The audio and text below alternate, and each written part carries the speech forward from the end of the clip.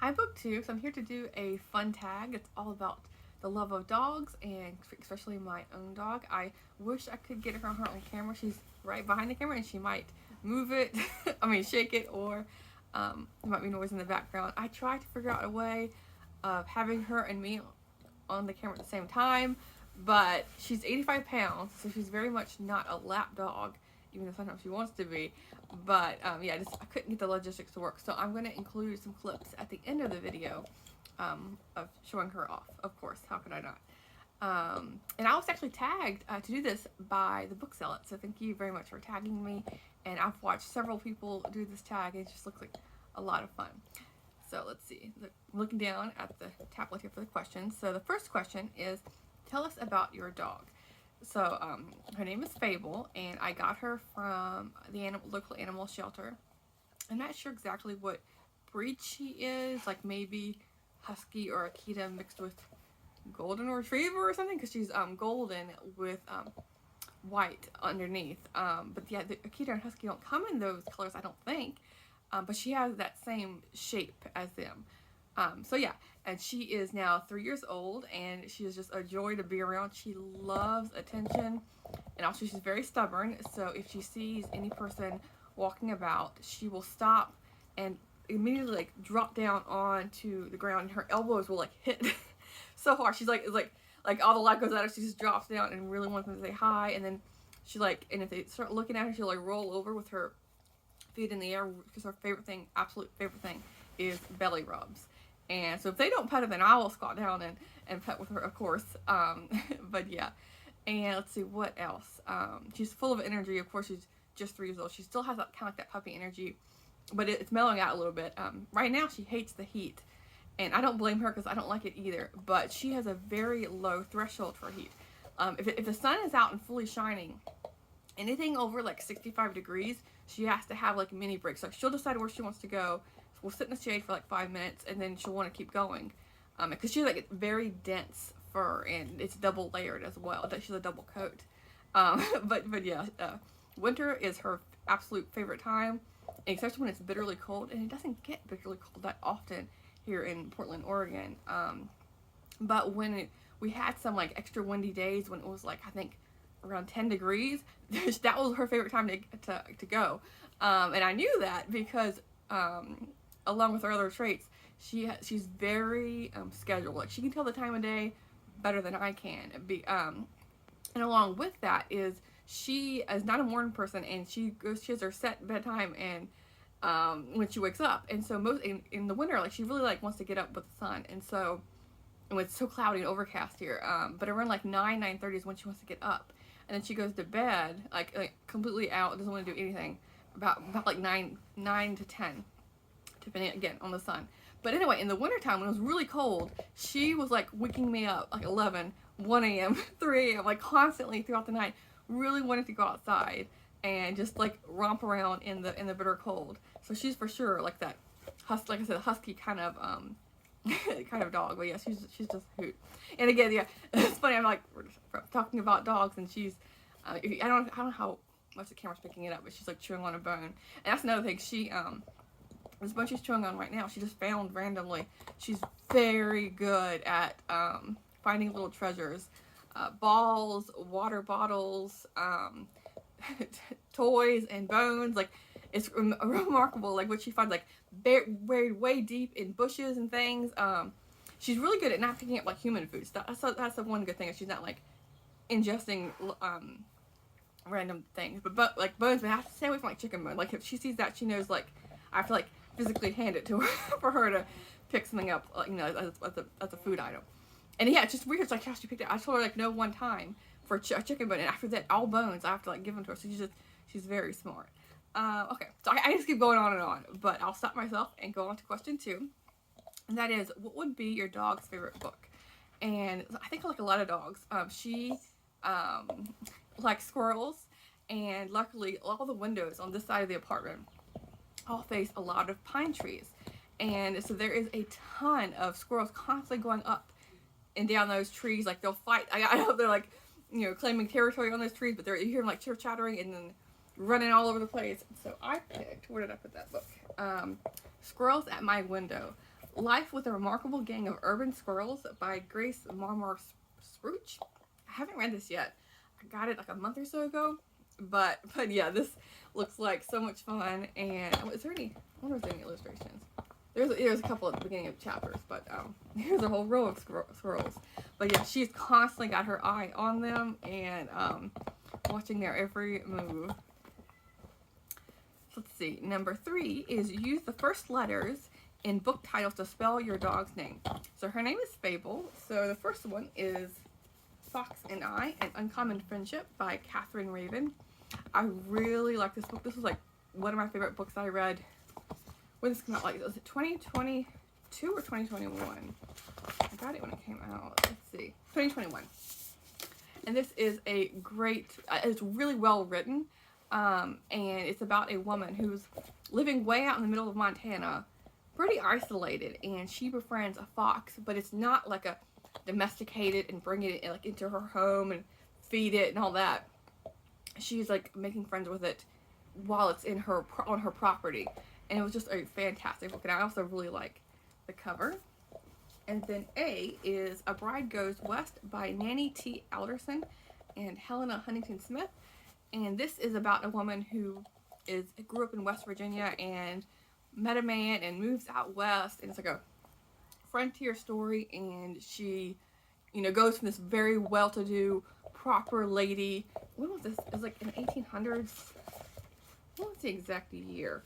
And then, you know, and like really has to, you know, like pioneer frontier town kind of thing. She was born in 1860, and then let me see, when did she go? It doesn't really matter, because the back doesn't have any description on that. But 1860, maybe like 1890 or so, like around when she's 20, or something like that. So she was in for an ordeal with that one. And then for B, I have Bloodstains with Bronte by Catherine Bolger Hyde. This was a fantastic book. I need to read the rest and that this author has written. There's a series perhaps, because her other one is Arsenic with Austin, and I need to read that one. But this is one of the Brontes, and it really reminded me of Clue, which I liked even more. And it was like set during like it was set in Oregon, I think. Yeah, dark and stormy autumn on the Oregon coast. So it has like a really good vibe, like the creepy, spooky vibe, and there's a murder in the house, and then like all the people are suspects, and yeah, it was just, you know, you're playing along as you're reading, and it was a really fun time.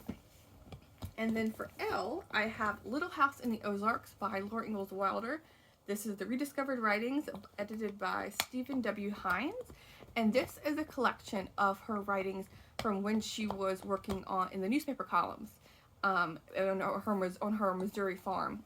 So it doesn't have anything to do with her Little House on the Prairie books, but you know, she was doing a lot of writing before she actually wrote novels. And then for E, I have East of Eden by John Steinbeck. And just picking this book up, I'm like, I need to do a reread of this book. I've only read it one time, and it was well after high school and college. I wasn't assigned this book then, but I remember when I read this book, it's a chunky book, and I remember I was really tired. Like, I think I worked like a morning shift or something for a random job, and I picked it up, and I think I read it all the way through in like one day, maybe 2 days, but I couldn't put it down. And so I got this from my little free library about a year ago, and that was like, I need to reread this book. But no, this is again another reminder, and it's a really nice book. It's like floppy and has French flaps and deckled edges, and I just wonder if I will like it as much as when I read it the first time. So let's see. Then the next question is number 4. What's your dog's relationship with books?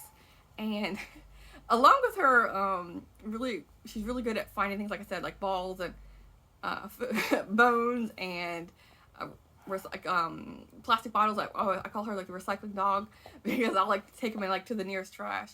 But she's really good at she'll find something and want to bring it all the way home, no matter how far we are from home, even for like 30 minutes away.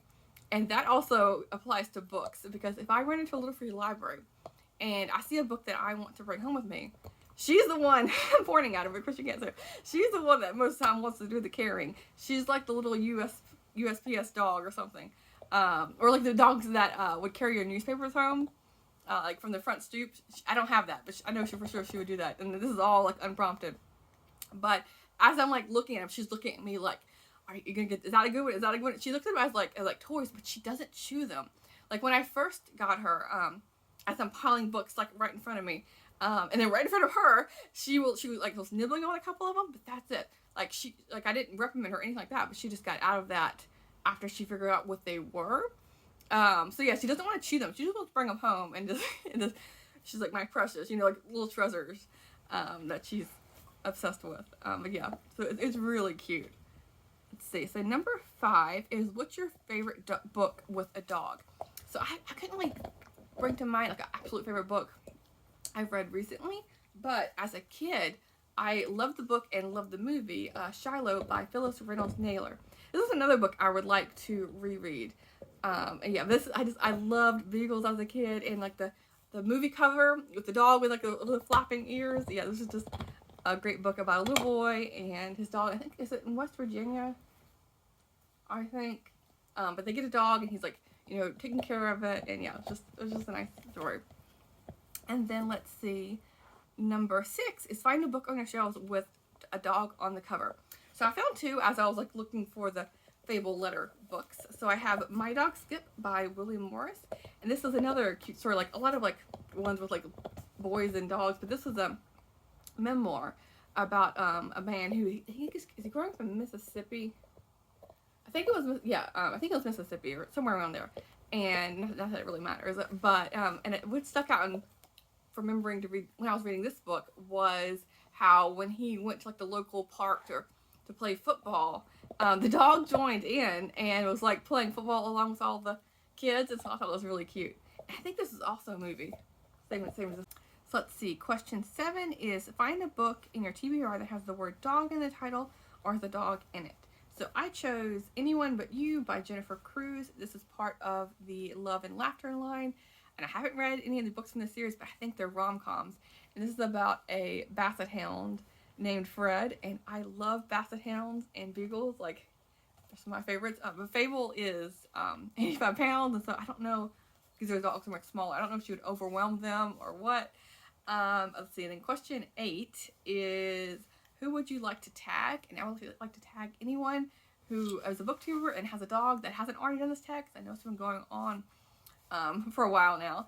But yeah, so now I will include clips of Fable, and I forgot to mention at the beginning of this tag or video that I actually found a completely dog-related little free library on a walk I had a couple days ago, and I was like, oh, this is perfect, because I already was planning to do this tag, and I was like, oh, this is like it just happened to find one. And I'm always, whenever I'm out and about in a new area, I always like to, because there's a little free library app, and I'll like check to see if there's any in walking distance from where I'm at. And so this happened, I just happened to stumble across it, and I will include a clip here of that video. I found this really cute free library, and it's all about dog themed books. And it says, make your dog an honorary librarian. And then all of the books are about dogs. And so let's see here. There's corgis and puppies.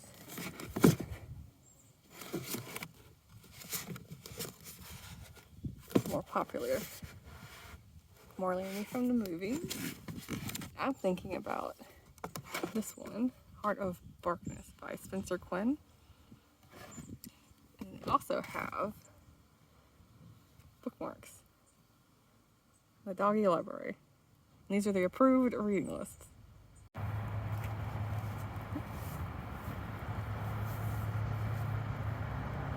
Go and get it.